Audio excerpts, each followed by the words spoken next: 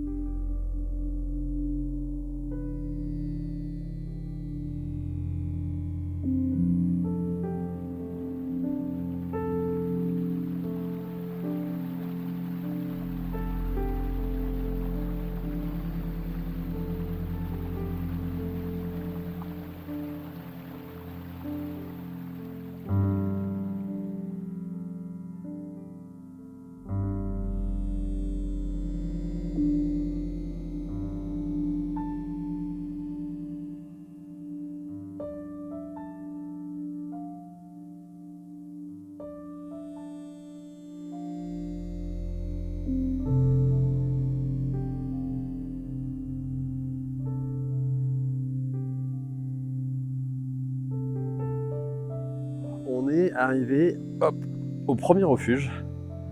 On doit croiser une cabane et un refuge de plus. Au niveau logistique, je vais vous parler un petit peu sac à dos, tout simplement parce que je me dis, je vous ai pas encore parlé sac à dos sur qu'est-ce que j'emmène en rando et que certains d'entre vous m'avaient posé la question. Sans vous rentrer dans le détail et à vous ouvrir le sac à dos et à tout sortir, dans le principe, et c'est un petit peu sur le quoi je me bats actuellement, c'est la recherche du poids, la capacité à faire des images, tout en ayant un confort et une sécurité. Et ça, c'est quand même les trois questionnements que j'ai. Donc, au niveau appareil photo, là, je suis parti avec un réflexe et mon 17-28 mm. Ça reste lourd. Pour moi, ça reste lourd. Une batterie externe avec un câble qui me permet de relier aussi ma batterie externe directement à mon appareil photo. Comme ça, j'ai une autonomie qui est beaucoup plus longue, notamment si je veux faire des gros time-lapse pendant la nuit ou à un moment donné dans la journée. Donc ça me permet vraiment d'avoir une autonomie assez énorme de 3-4 jours à peu près au niveau de l'appareil photo, en faisant pas mal de photos. L'inconvénient de tout ça, c'est aussi la logistique de l'appareil dans le sac à dos. Alors j'ai mon accroche Peak Design, mais pour l'instant, j'ai pas encore sorti l'appareil parce que ça rajoute du poids au niveau des trapèzes et ça casse les trapèzes. Voilà, donc avantage, mais aussi inconvénient. Duvet, matelas gonflable, le plus léger possible. Un peu de popote avec la demoiselle, on se répartit un petit peu les choses.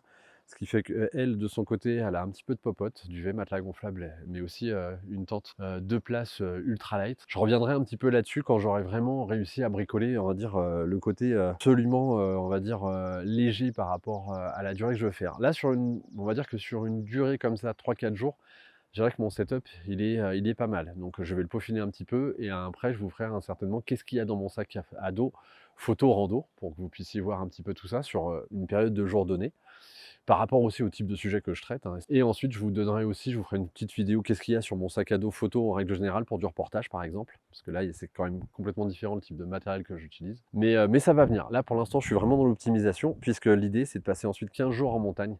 Et c'est ça le gros problème, 15 jours en montagne avec des dénivelés énormes et où chaque gramme va compter. Parce que autant le gramme de départ, il est léger, mais qu'à la fin des 15 jours, avec le nombre de kilomètres, eh bien, le gramme devient quelques kilos. Donc cumulé à d'autres grammes, ça fait quand même quelques tonnes d'impact sur les genoux. J'ai pas calculé ça, je crois qu'il y a des applis, je me ferai plaisir à calculer un petit peu l'impact sur les genoux pour que vous puissiez vous rendre compte aussi de l'impact que ça peut avoir le choix, voilà, le choix du poids du matériel lorsque vous faites de la randonnée. Mais ça, c'est à venir. Voilà, c'est travail en cours, comme on dit. Il est possible que je fasse un gros time-lapse en fait dans le courant de l'après-midi, tout simplement parce qu'ils annoncent un retour des nuages et potentiellement un petit peu d'orage, ce qui veut dire que là, on pourrait avoir des masses qui circulent assez bien, ce qui se prêterait vraiment à merveille pour faire un time-lapse. Voilà. Là, pour l'instant, pour nous, c'est le moment de grignoter quelque chose et de faire une petite pause. Ah oui, la chose aussi, c'est qu'on est complètement autonome en nourriture pendant 4 jours. Petit-déj, repas du midi, repas du soir et grignotage de la journée. Donc quand même, ça rajoute du poids tout ça. Voilà, je vous ferai un gros topo une fois que j'aurai mis à plat tout ça. Voilà.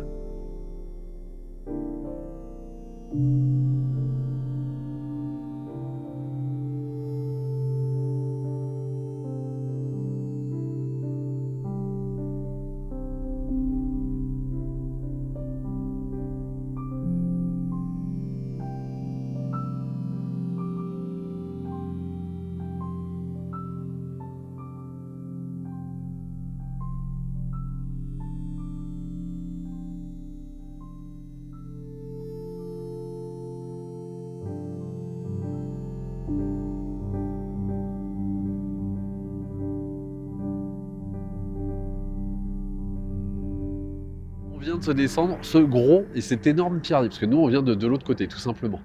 On a contourné la montagne qui est juste là, en face, et là, du fait que ce soir ils annoncent un bel orage, un gros orage, déjà nous on va essayer de se trouver un coin pour se mettre à l'abri, mais surtout, eh bien, ce qui se passe c'est que les nuages arrivent pour constituer cet orage, et grosso modo c'est idéal pour avoir des volumes dans le ciel, et notamment pour faire des photos, et notamment des timelapses. Donc là je suis parti sur des prises de vue toutes les 6 secondes, voilà, on est en pleine journée, le mouvement des nuages n'est pas très rapide, donc d'où une attente de 6 secondes entre chaque photo. Sur 1 heure de prise de vue, 600 photos à peu près qui vont en sortir de là. Ça va me permettre d'avoir tout ce gros mouvement pour l'instant qui est derrière la montagne, qui va vraiment venir jouer en termes de lumière et tout, avec le soleil qui se trouve hop, de ce côté-là.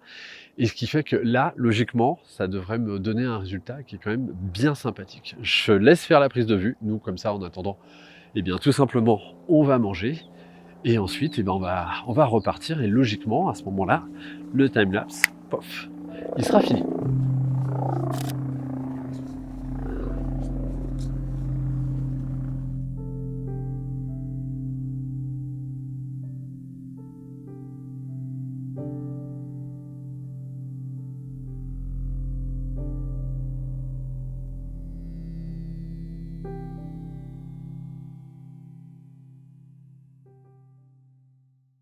On vient de se faire une sacrée descente, parce que mine de rien, on était monté sur un petit faux plat bien sympa, mais la descente était beaucoup plus abrupte. Par contre là, je suis sur...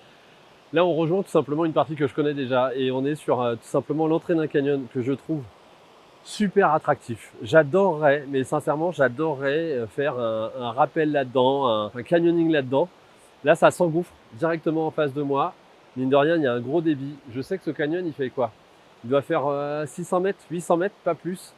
Mais je l'imagine comme hyper joli, parce que déjà par rapport à la roche, par rapport aux arbres qui sont justement sur la crête de ce canyon, et ça reste un de mes grands fantasmes à me dire, mais un jour j'adorerais avoir les moyens techniques, les compétences aussi accessoirement, pour pouvoir descendre là-dedans et voir, on va dire, pour créer des images, mais complètement improbable que je peux même pas projeter en tête puisque j'ai aucune idée de quoi ça ressemble. J'avais fait il y a des années une photo de la sortie de ce canyon et déjà j'étais là en train de me dire ah j'ai envie d'aller plus loin, j'ai envie d'aller plus loin, j'ai envie d'aller plus loin.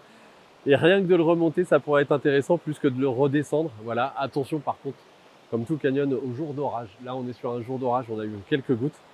Mais pour l'instant on doit dire qu'on est assez vernis. Là on se fait une petite pause parce que en fait la prochaine étape c'est tout simplement de monter derrière, hop je vous montre, le pic rocheux qu'il y a là et potentiellement d'aller dormir dans ce coin-là. À suivre, en sachant qu'ensuite, le surlendemain, ça va être d'aller dormir par là-bas. Donc c'est vraiment un entraînement. Allègement, allègement, allègement, allègement. Je cogite toujours et je vais être obligé de faire des choix mais drastiques sur le matériel que je vais devoir prendre pour mon projet de 15 jours en randonnée montagne par rapport à ma condition physique, le fait d'être en autonomie, parce que c'est aussi ça le challenge. Aujourd'hui, mon sac, il est autour de 10 kg, en sachant qu'il manque à peu près 1 litre à 2 litres d'eau. Et clairement, c'est trop. C'est beaucoup trop, beaucoup trop, beaucoup trop. Mon objectif est de réussir à passer, on va dire, sans l'eau, mais avec la nourriture et tout le matériel, à arriver à 8 kg maximum. Et clairement, pour l'instant, avec le matériel photo, j'y arrive pas du tout, pas du tout. Il est clair que si je change d'appareil photo, je vais peut-être gagner, on va dire 1 kg, à tout casser 1 kg, mais il faut que j'arrive à gagner 3 kg. Donc un super projet, mais pas facile à mettre en œuvre, parce que l'idée, c'est qu'on va devoir tout porter sur le dos. On reprend pour aller grimper par là-bas.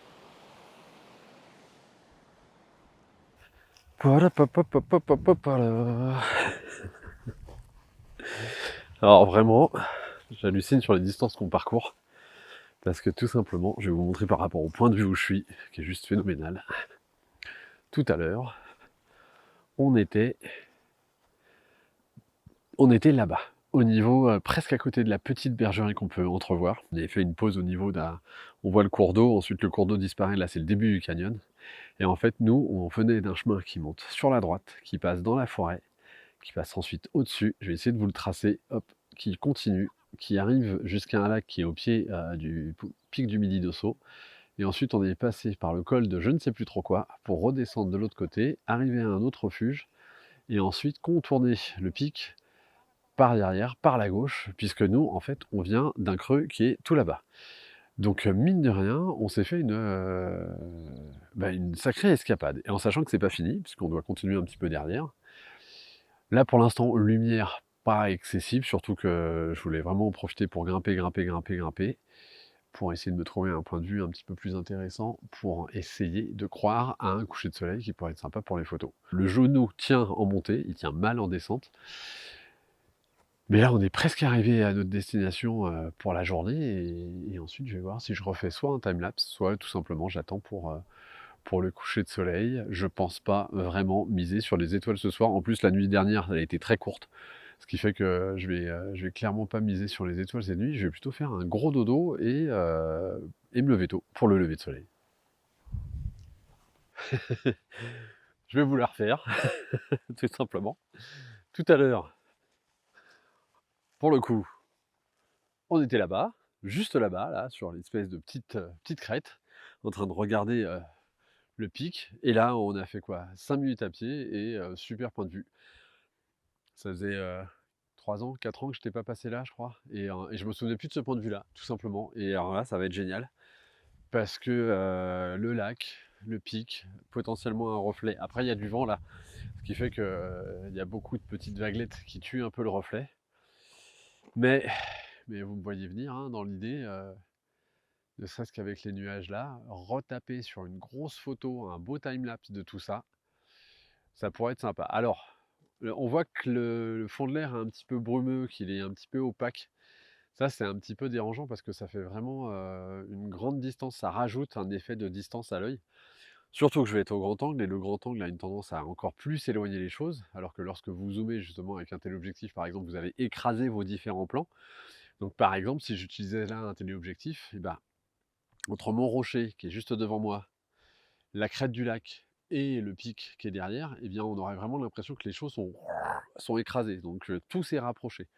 Là, à l'utilisation d'un grand angle, eh bien, on va avoir cette impression de distance, voire un peu plus, puisqu'en fait, je suis au très grand angle, en sachant que l'œil humain, c'est à peu près 35 mm. Là, je vais être au 17 mm. Donc, automatiquement, je vais avoir une impression qui va être différente. Mais l'avantage, c'est que je vais pouvoir taper très large. On a quand même des choses qui sont bien intéressantes. Je vais peaufiner mon cadrage. Je pense qu'on va se faire le coucher de soleil ici. Et ensuite, il faudra qu'on aille au niveau du refuge des lacs d'Ayou pour dormir, parce que c'est là qu'on peut planter la tente. Donc peut-être une montée de nuit, on va voir comment ça se passe par rapport au coucher de soleil. Là, de toute façon, on va se recharger en eau, on va manger un petit peu, on va se mettre des fringues un petit peu plus chaudes, on va attendre tranquillement le coucher de soleil et on va voir un petit peu si la magie opère. Mais déjà, rien que là, le nuage, il est énorme. Je vais essayer de voir ce que ça donne en photo.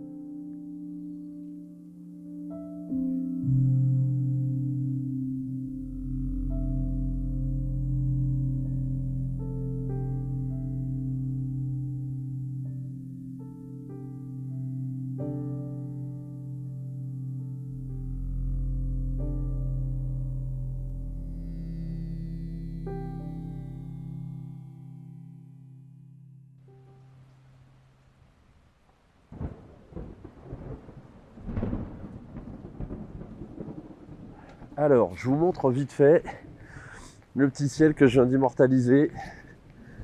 Voilà dans quel environnement je suis toujours, mais aussi dans quelles conditions je suis. Parce que tout simplement, hier, on s'est pris un orage soudain et on a été obligé de se faire un abri en urgence. Il a flotté, mais alors toute la nuit. Le petit inconvénient de tout ça, c'est que mon sac à dos dans l'absinthe de la tente, l'absinthe s'est transformé en flaque d'eau, donc il est complètement trempé. Donc on va dire qu'aujourd'hui, je vais faire de la randonnée avec un sac à dos qui est rempli de flotte. Là, en tout cas, je viens de faire 2-3 clichés avec un lever de soleil sur le pic qui déchire. Je vais vous montrer ces clichés-là. J'étais en train de faire le vlog en même temps que je faisais les photos et je me suis rendu compte que cette caméra-là n'avait pas enregistré correctement. Donc là, je vous fais un petit peu un récap juste après ma prise de vue que je vais vous montrer dans quelques instants. On a un ciel voilà, qui se déchire. Il y a eu des éclairs, il y a eu encore un petit peu de tonnerre. Donc je pense que l'orage, il est encore à proximité. Je ne sais pas du tout ce qui nous attend, c'est toujours un inconvénient. Ce qui nous attend, on va dire, hop, par ici. Ah, on a un arc-en-ciel juste au-dessus là. Je sais pas si avec cette caméra on va réussir à le voir. Alors c'est comme d'habitude, hein, c'est toujours avant et après les orages qu'on a des ciels qui déchirent. Voilà. Le problème de tout ça, c'est qu'au niveau logistique, eh bien, il faut être préparé à s'en prendre un petit peu plein la tête à un moment, surtout en montagne. Et comme cette nuit, ça n'a pas loupé. Je suis quand même content que ce matin, en me levant, malgré le désagrément de l'inondation, eh bien, le ciel était de mon côté. Je vous montre l'image là. Et ensuite, nous, on va faire de la logistique pour essayer de protéger le reste de nos affaires qui ont pu rester au sec. Et puis, on va enchaîner. Je suis pas sûr qu'on fasse encore les 2 jours qui étaient prévus parce que je sais que tout mon sac est trempé, donc mes affaires sont trempées. On va voir, on va voir. Mais alors, quel bonheur d'avoir une luminosité et des couleurs pareilles. Je vous montre tout ça, je vous montre ce que je viens de faire. Et puis, nous, on fait de la logistique. Allez, peut-être à plus tard pour la fin de ce vlog.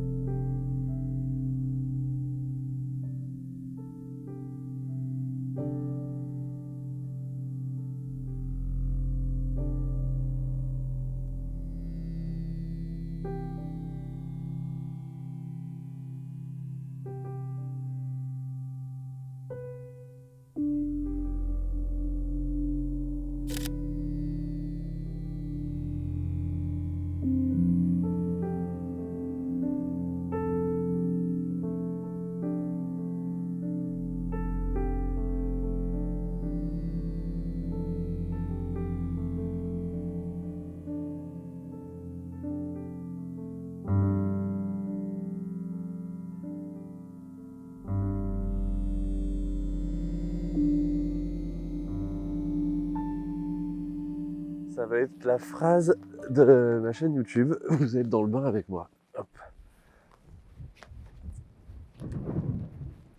Juste que je fasse gaffe à mon objectif.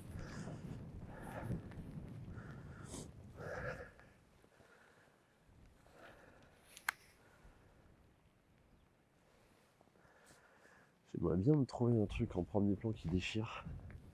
Peut-être la plateforme qui est là.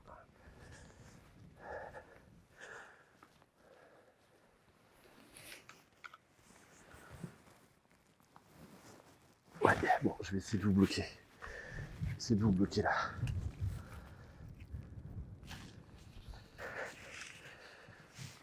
Focus taking, bracketing, toutes les chances de mon côté pour avoir la matière première, pour faire un bel editing derrière. Je vais me déplacer. Hop, allez, je vous reprends avec moi. Voilà. Trouver des angles un petit peu différents. Ah, le soleil. Le soleil. Donc les étoiles. Il faut que je me le chope. Là, j'ai des pierres. Ils vont me servir peut-être de premier plan. Bon, je vous fous là à l'arrache. En espérant que vous tombiez pas. Ok. Des gouttes. J'ai des gouttes. Aïe, aïe, aïe, aïe, aïe, aïe, aïe. Hop, je vais fermer un petit peu ça. C'est un régal. Ah là là, je vais regarder un petit peu si je dois changer d'angle ou pas. Ah, on a...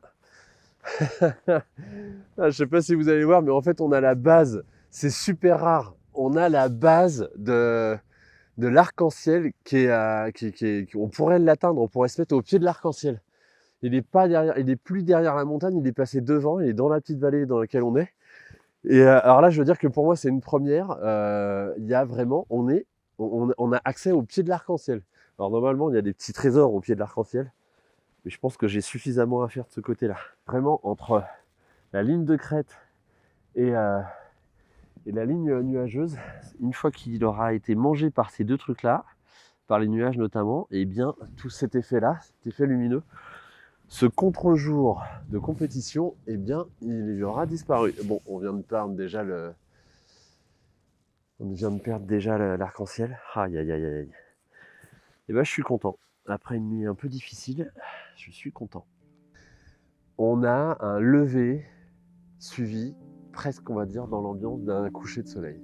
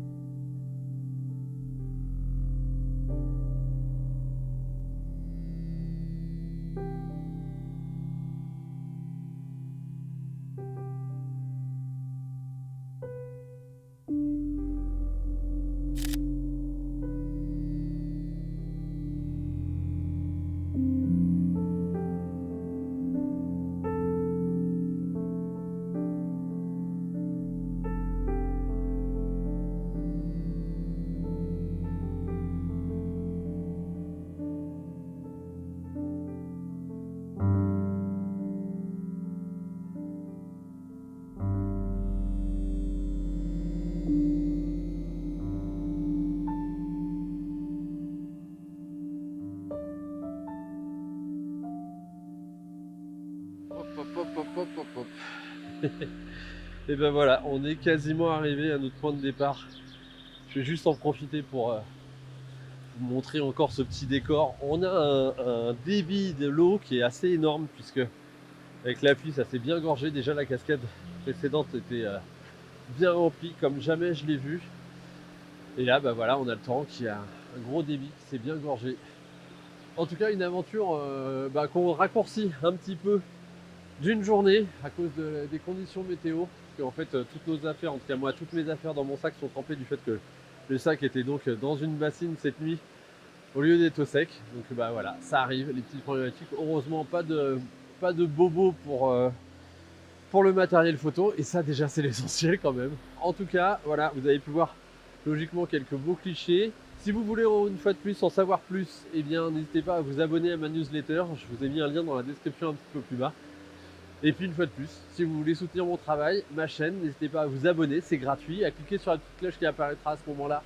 Ça vous permettra d'être informé, hop, ça tonne encore, de mes futurs vlogs. Et aussi, si vous avez apprécié cette vidéo, lâchez un petit pouce qui pointe vers le haut, ça titille l'algorithme de YouTube. Ça permet de faire apparaître mon travail auprès d'autres personnes qui pourraient être intéressées par celui-là. Allez, moi je continue. En tout cas, je vous dis à très bientôt, et j'espère de votre côté, vivez de merveilleuses aventures, même si elles sont pluvieuses. Parce que c'est généralement dans ces moments-là qu'on fait quand même de très beaux clichés. Allez, à très bientôt, bye bye. La première image que j'avais pu vous présenter dans cette vidéo résulte d'une succession d'images prises à différents intervalles de temps. La première me permettait d'avoir tout simplement une visibilité et une lecture de mon décor, premier plan et arrière-plan, grâce à un focus taking. J'ai attendu ensuite que les éléments se mettent en place pour avoir un ciel intéressant, avec l'apparition de quelques nuages et, dans mon idée, l'apparition de la Voie lactée, mais qui s'est fait un petit peu timide cette nuit-là.